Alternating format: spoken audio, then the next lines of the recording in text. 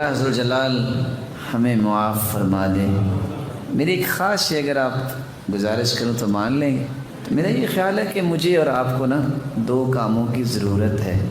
آج ہم باقی ٹائم وہ گزارتے ہیں، اور میرے ساتھ وعدہ کر کے اٹھیں، یہاں بیٹھے بیٹھے جب تک آپ 100 مرتبہ استغفار نہ کریں کوئی شخص یہاں سے حرکت نہیں کرے گا۔ وعدہ ہے، سارے بول رہے ہیں۔ حدیث میں آتا ہے انی لاستغفر اللہ فی اليوم 100 مرہ، میں 100 مرتبہ اپنے رب کے سامنے توبہ کرتا ہوں، استغفار کرتا ہوں۔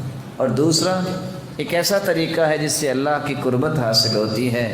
اللہ کے رسول کا فرمان ہے، اللہ تعالیٰ فرماتے ہیں بندہ جب تقرب حاصل کر لیتا ہے تو نوافل کے ذریعے حاصل کرتا ہے۔ اس قدر میرا پیارا بن جاتا ہے، میں اس کے ہاتھ بن جاتا ہوں، میں اس کے قدم بن جاتا ہوں۔ وہ ایک بارش آتا ہے، میں ایک ہاتھ آتا ہوں، وہ چل کے آتا ہے، میں دوڑ کے آتا ہوں۔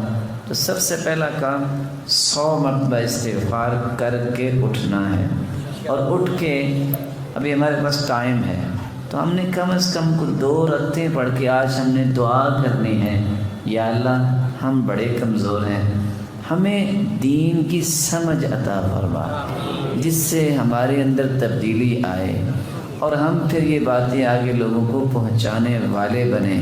وعدہ ہوا جی؟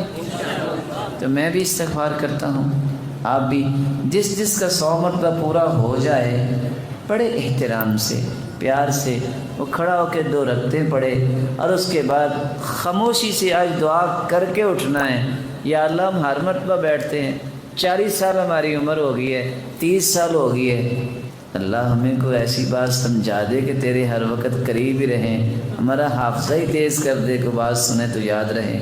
کرتے شروع۔ وآخر دعوانا الحمدللہ رب العالمین۔